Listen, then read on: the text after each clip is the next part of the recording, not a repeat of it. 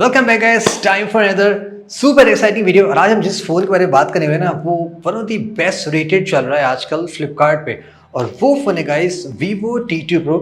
Last time हमने जब H40 Neo try किया था, बहुत से लोगों ने ये कंसर्न किया था कि लाइक इस फ़ोन के बारे में आप प्लीज़ बताइए कि ये फ़ोन कैसा है। ओके, 1 वीक मैंने कंप्लीटली इस फ़ोन को यूज़ किया है। अब चलिए आपको मैं बताता हूँ कि इसमें क्या क्या प्रोज एंड कॉन्स है।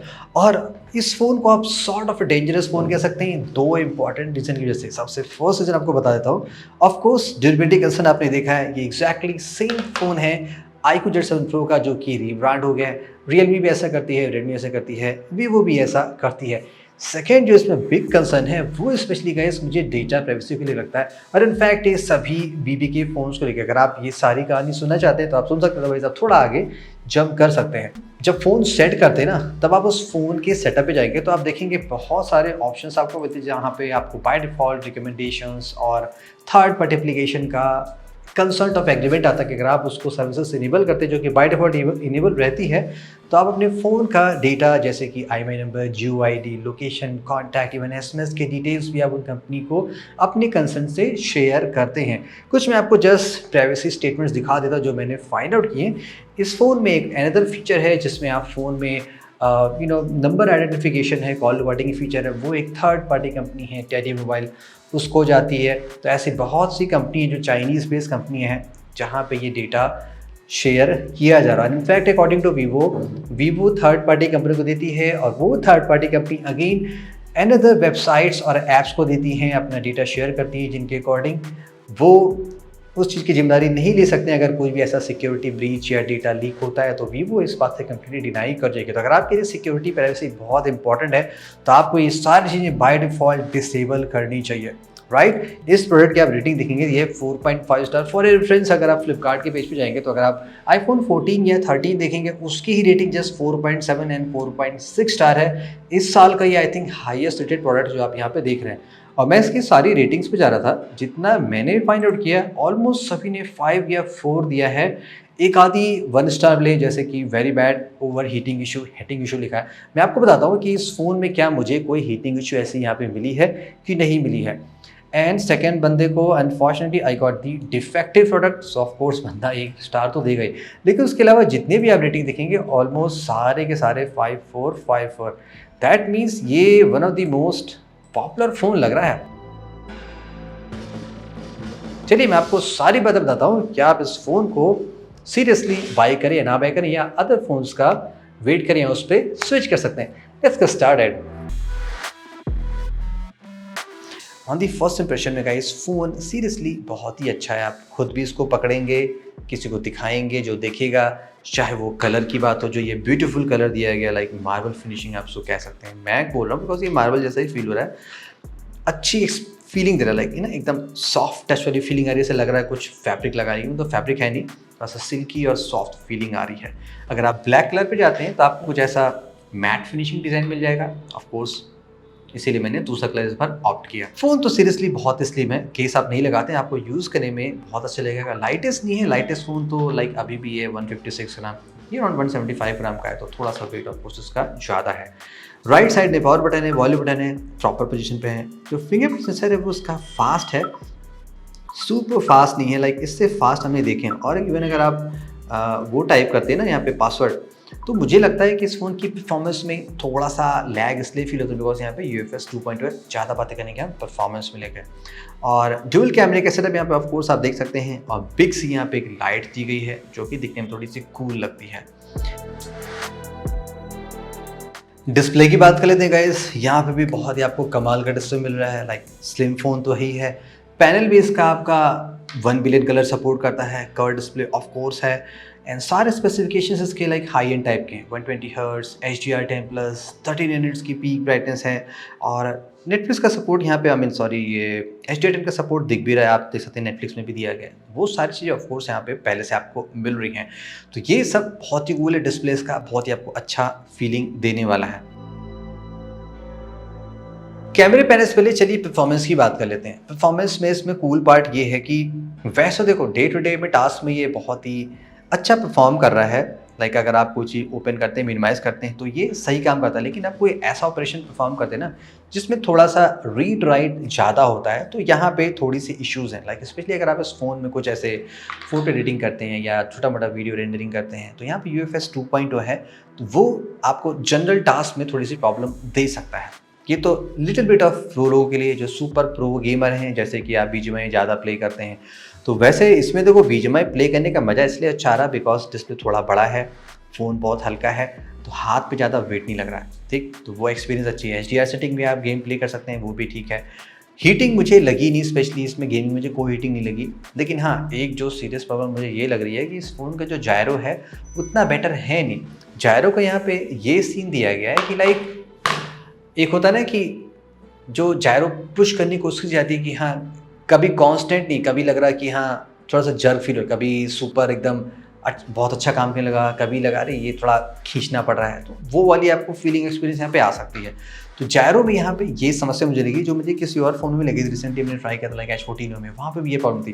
तो ये बजट फ़ोन्स में ना जो 20-22 के रेंज में आते हैं, इसमें कट शॉट किया जाता है, राइट। तो ये आप समझ लीजिएगा।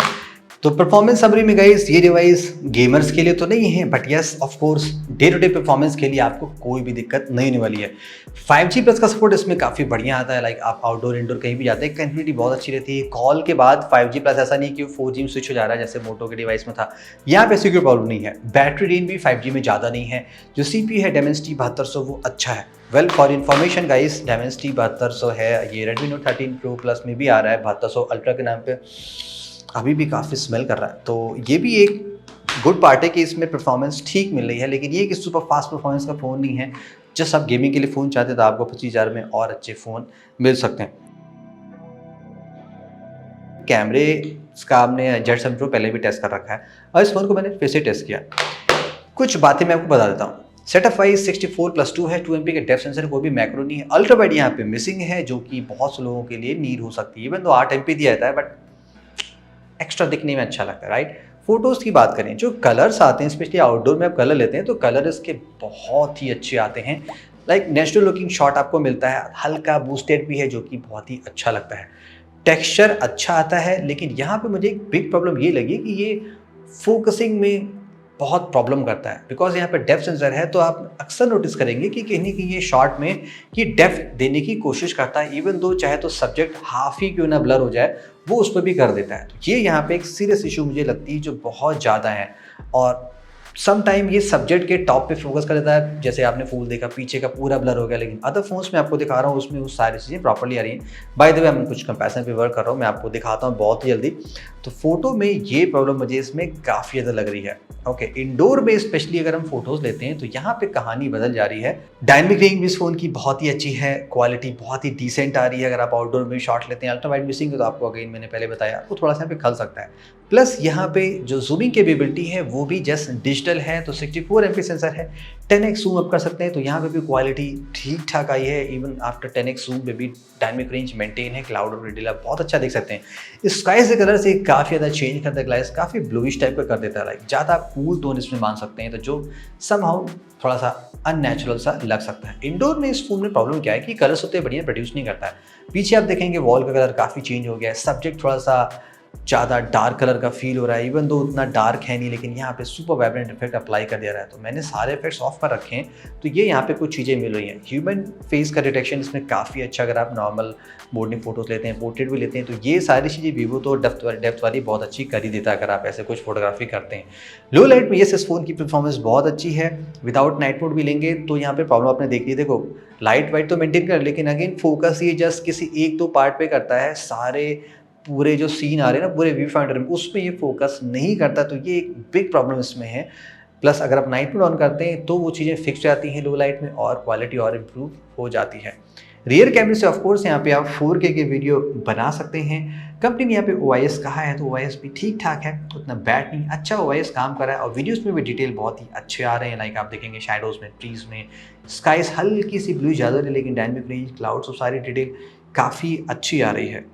इस फ़ोन के फ्रंट कैमरे के सैंपल है, यहाँ पे जस्ट 1080p का वीडियो बना सकते हैं, लेकिन क्वालिटी बहुत ही अच्छी है। मैंने सारे फिल्टर्स ऑफ कर रखे हैं, डिटेल्स बहुत ही अच्छा रहा है। स्पेशली आप स्किन टोन देख रहे हैं, प्रॉपरली नेचुरल आ रहा है, जो रिंकल्स हो वो सारी चीज़ें अगर आप कम्स होते हैं जो आपके साथ हो सकती हैं, तो ये चीज़ें भी अच्छी हैं। बियर्ड का डिटेल अच्छा है, बैकग्राउंड में आप देख सकते हैं काफ़ी सही चीज़ें आ रही हैं, और इवन ब्रोकन ग्लास भी देख सकते हैं, बहुत अच्छे फोकस में रहा है। तो वीवो तो फ्रंट कैमरे में अच्छा काम करती है। सेल्फी आप देख सकते हैं, सेल्फी स्टैंडर्ड मोड में अच्छी आ रही है। बोके में यहाँ पे क्या है, पोर्ट्रेट में आपको बोके इफेक्ट चेंज करना पड़ेगा, लाइक आप डिफरेंट मैनिपुलेशन करते रहेंगे, डिफरेंट अपर्चर सेट करते रहेंगे, तो आप उसके हिसाब से बोके लेवल यहाँ पे चेंज होता रहता है।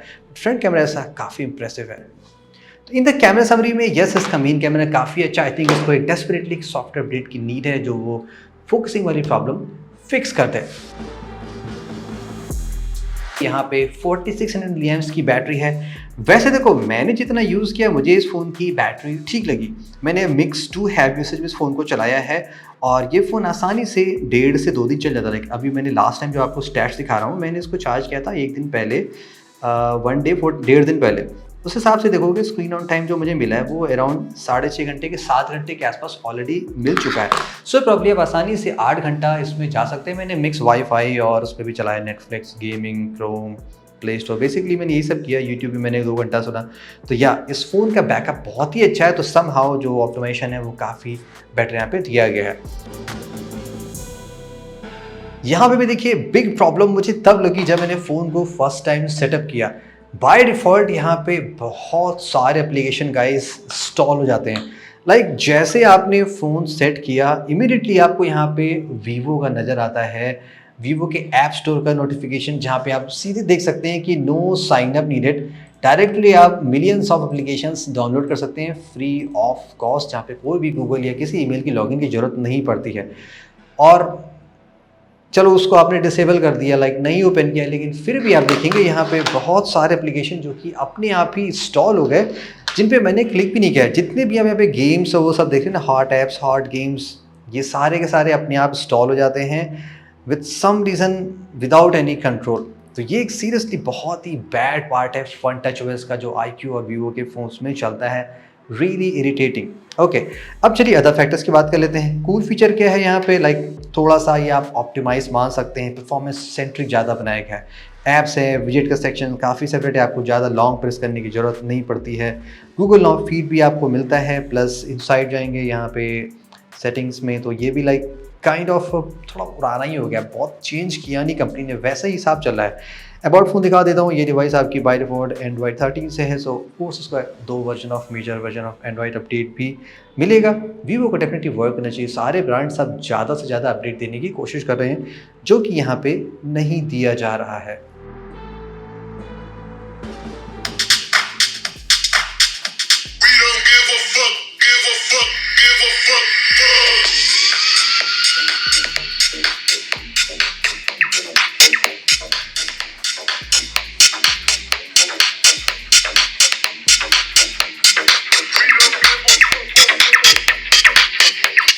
We don't give a fuck. इसके साथ प्रॉब्लम ये है ना कि स्पीकर के साथ में पहली बात तो ये सिंगल बॉटम स्पीकर है, कोई भी यहाँ पे ड्यूअल स्टीरियो का इफेक्ट नहीं दिया गया। स्पीकर्स का जो मुझे लग रहा है, ये जो स्पीकर है ये 15,000 के रेंज वाला स्पीकर है। इसमें जो वोकल्स हैं वो म्यूजिक के साथ मिक्स हो जा रहे हैं। लाइक बहुत ज़्यादा अगर आप लाउड सुनते हैं तो आपको प्रॉब्लम ज़्यादा होगी। तो श्योरली अगर आप स्पीकर के लिए फ़ोन ले रहे हैं या लाइक आप विदाउट हेडफोन के ही फ़ोन चलाते हैं, तो ये आपको थोड़ी सी प्रॉब्लम कर सकता है।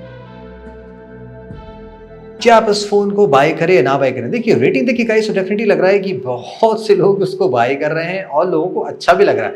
वेल इसमें अगर आप जस्ट प्राइवेसी स्टफ काटते हैं, अगर आप उसको पर्सनली मैनेज कर सकते हैं, लाइक डिसेबल करके या ट्रू कॉलर या अदर कॉल डायलर यूज़ करके, तो आप बहुत सी चीज़ें अवॉइड कर सकते हैं, राइट। वैसे वहाँ पे भी आप कंसेंट करके नंबर शेयर करते ही करते हैं, बट वो चाइना जाता नहीं आता है, वो डिस्कशन की बात है। एनीवेज, फ़ोन दिखने में अच्छा है, स्लिम है, लाइट वेट है, कॉम्पैक्ट है, डिस्प्ले भी इसका अच्छा है, जैसा मिलना चाहिए वैसा दिया गया है।